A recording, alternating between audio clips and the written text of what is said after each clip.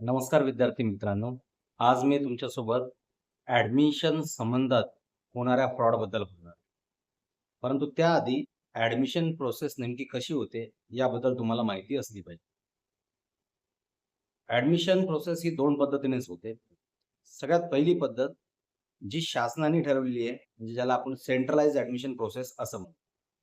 आणि जर विद्यार्थ्याचे मार्क्स कमी असतील, त्याला त्याच्या मनासारखं कॉलेज नसेल मिळत, तर अशा केसमध्ये तो विद्यार्थी मॅनेजमेंट कोट्यामधून ॲडमिशन घेतो. साहजिक आहे मॅनेजमेंट कोट्यासाठी त्याला डोनेशन भरावं लागतं. ठीक आहे. आता यामधील सगळ्यात पहिली ॲडमिशन प्रोसेस जी आहे म्हणजे सेंट्रलाइज त्याच्याबद्दल मी तुम्हाला माहिती देणार आहे. पहिली प्रोसेस आहे सेंट्रलाइज्ड ॲडमिशन प्रोसेस ज्याला आपण कॅप प्रोसेस म्हणतो.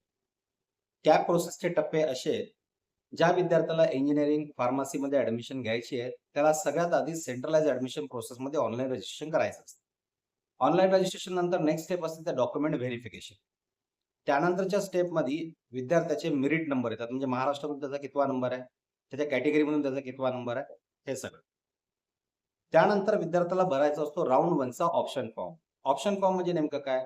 तर विद्यार्थी मेरिट नंबरनुसार लास्ट इयर कोणतं कॉलेज किती क्लोज झालं त्यानुसार आपले कॉलेजचे ऑप्शन्स टाकतात.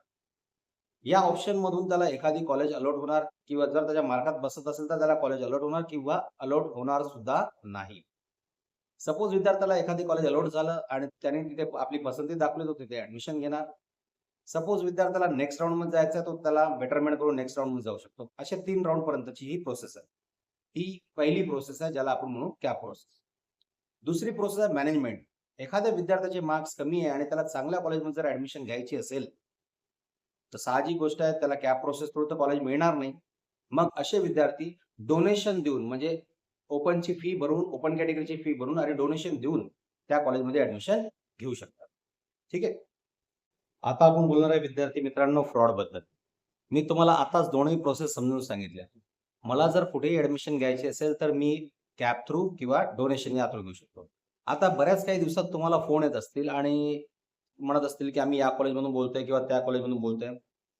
तसं बघायला गेलं तर काही कॉलेजमधून फोन येतात, पण काही ठिकाणी एजंट कॉलेजच्या नावाने फोन करतात आणि आम्ही तुमची ॲडमिशन करून देऊ. तुम्ही आम्हाला हे डॉक्युमेंट देऊन द्या, असे बोलतात. अशा गोष्टीपासून सावध राहा. तुमची ॲडमिशन एक तर कॅप प्रोसेस किंवा डोनेशन याच पद्धतीने होऊ शकते. साहजिक आहे तो तुम्हाला पैसे मागत नाहीये म्हणजे तुमची तो ॲडमिशन डोनेशनमधून करणार नाहीये. बरोबर आहे? आणि कॅप प्रोसेस जर असेल म्हणजे तुमचे डॉक्युमेंट घेऊन तो स्वतः ती पूर्ण प्रोसेस करणार आणि काय करणार जेव्हा ऑप्शन फॉर्म येईल ना, त्यावेळेस फक्त आणि फक्त तो एका त्या कॉलेजचं नाव टाकेल, ठीक आहे? आणि त्यातल्या त्या कॉलेजमधल्या सगळ्या ब्रांचेस टाकेल. साहजिक आहे कोणती ब्रांच मिळणं, कोणतं कॉलेज मिळणं हे तुमच्या मार्कवर डिपेंड करतं. पण तुम्ही चॉईसेसच नाही टाकला, तुम्ही एकच चॉईस टाकाल, तर साहजिक आहे तेच कॉलेज मिळणार तुम्हाला. आणि त्याही कॉलेजमध्ये सपोज सीएस, आयटी ह्या टॉप ब्रांच असेल, तर त्या तुमच्या मार्कात जर बसत नसेल, तर तो काय करेल सिव्हिल, मेकॅनिकल अशा ब्रांच ॲड करेल. मग राउंड 1, राउंड 2, राउंड 3 होतपर्यंत तुमची ब्रांच चेंज होणार नाही आणि नाईलाजास्तवर तुम्हाला जी मिळालेली ब्रांच आहे तिथेच ॲडमिशन घ्यावे लागेल आणि तुम्ही दुसऱ्या कोणत्या कॉलेजच्या चॉईसेस पण टाकू शकणार नाही.